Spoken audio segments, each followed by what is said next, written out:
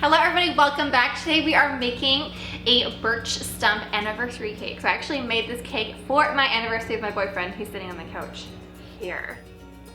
Right. There you go. It was our 1-year anniversary, I think, a couple weeks ago. And so I made this cake and I put our little initials on the tree. So this is actually a champagne cake recipe. So there's actually champagne added directly into the cake. But if you want to learn the technique on how to decorate it, but you don't want to include champagne, I will have another vanilla cake recipe that is really good, linked down below. Anyways, yeah, let's get started. Okay, so first to make the cake, you want to combine some flour, baking powder, and salt in a bowl. Then in a separate large bowl, place some butter and sugar into the bowl and beat it with an electric mixer until it's pale and fluffy. Add the vanilla extract and egg whites one at a time, mixing with each addition. And I'll have all the ingredients listed below in case you want to make it. Then add the dry ingredients in 3 additions, alternating with the champagne. Or you can use sparkling wine if you like. So it's going to be dry ingredients, then champagne, then dry ingredients, then champagne, and then the final amount of the dry ingredients. Grease and flour 4 6-inch round cake pans and divide the batter between the pans. Bake at 350 degrees Fahrenheit for 30 to 40 minutes or until a skewer inserted into the middle comes out clean and then cool completely. This cake is super moist, it's so good, oh my goodness. Then to make the buttercream, beat the butter with an electric mixer until it's pale and fluffy. Add the vanilla extract and confectioner sugar 1 cup at a time, mixing with each addition. Dye 1 cup of buttercream brown, 1 cup dark green, and ½ a cup black. Leave the remaining buttercream white. Then to assemble the cake, slice the tops and bottoms off the cakes with a serrated knife. Spread some strawberry jam onto 1 layer. Then place a dollop of white buttercream on top and spread it to the edges. And it can be difficult because the jam makes it a little bit slippery, but just be patient and you'll be able to spread the buttercream on. Then place another layer of cake on top and repeat with the jam and the buttercream filling.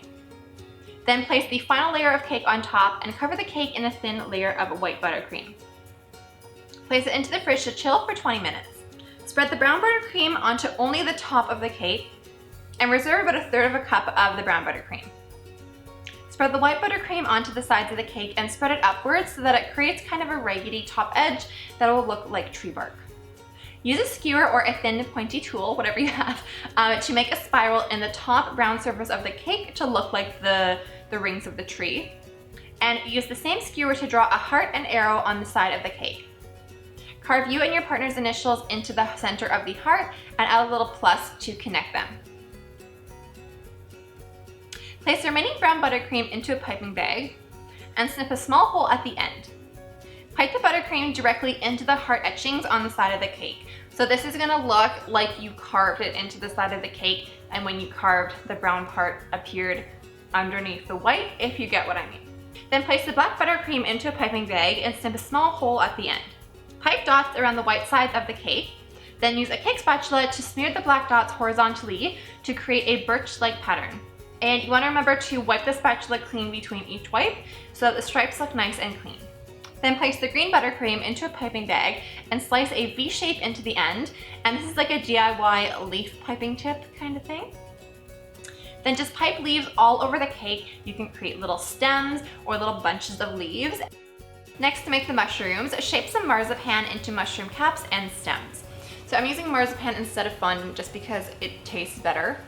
But if you prefer fondant, you can definitely use fondant too. Then attach the caps to the stems and dust some cocoa powder on top to give them some dimension. You can either use a mesh sieve to do this or just like a little tea strainer because we don't need to use too much. And then just stick the mushrooms onto the cake and you are done. So thank you so much for watching. I hope that you like this recipe. I'm going to insert a clip that was filmed from the intro, but I didn't know if it suited, so enjoy what our relationship is. Wonderful. They don't know what that is. Hello. Okay, it's the cervix stuff to it. So I hope you like that part. I don't know how to explain it. But yeah, anyways, I hope that you like this video. If you would like to see anything else that's like anniversary themed, I know I've like missed out on like like baby theme or wedding theme stuff on my channel just because it hasn't come up for me, so like I haven't thought to make it. If you'd like to see those, definitely let me know and I will make them, so please comment down below. But anyways, yes, I love you guys so much and I will see you in the next video. Bye.